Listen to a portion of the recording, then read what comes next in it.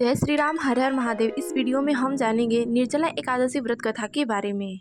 निर्जला एकादशी की व्रत कथा महाभारत काल से बताई जाती है, जो इस प्रकार से है।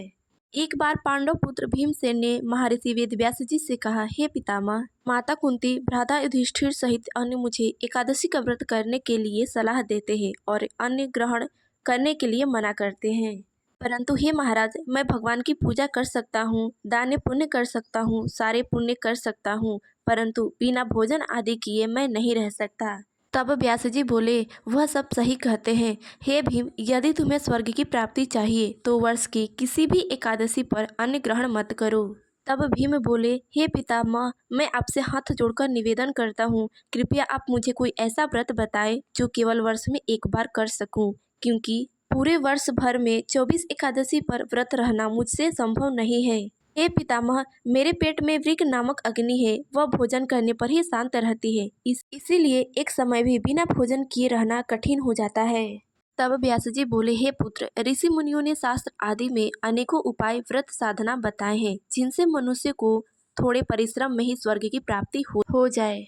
शास्त्रों में यह बताया गया है कि एकादशी का व्रत मुक्ति के लिए रखा जाता है।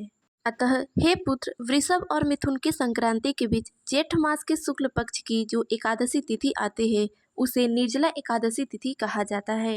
इस एकादशी व्रत में स्नान और जल के अलावा जल को वर्जित माना गया है। आचमन में 6 मासे से अधिक जल नहीं होना चाहिए, अन्यथा वह मदिरा पान के समान हो जाता है।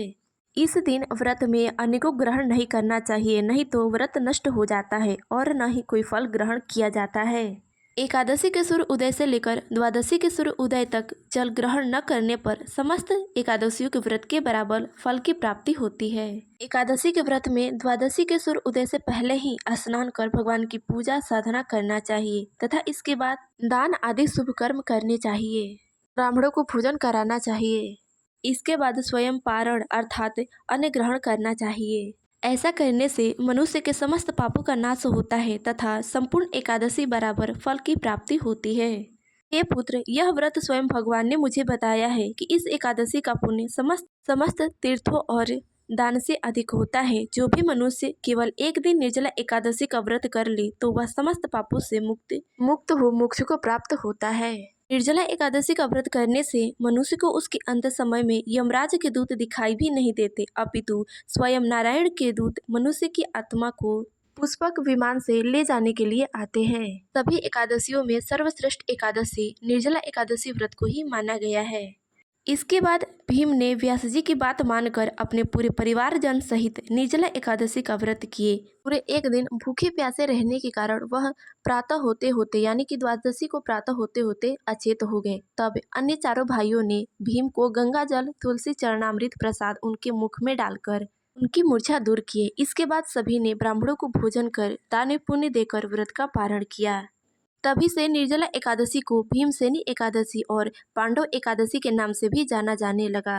इस दिन व्रत रहकर ओम नमो भगवते वासुदेवाय मंत्र का जाप करते हुए भगवान का कीर्तन करना चाहिए, उनकी कथा सुननी चाहिए। जो कोई मनुष्य किसी कारणवश निर्जला एकादशी का व्रत नहीं कर पाता है तो उसे उस दिन भगवान विष्णु की पूजा कर निर्जला एकादशी व्रत कथा अवश्य श्रवण करनी चाहिए, जिससे कि उसके समस्त पाप नष्ट हो सके। इस वीडियो में बस इतना ही। मिलता है अगले वीडियो में, तब तक ले जय श्री राम, हर हर महादेव।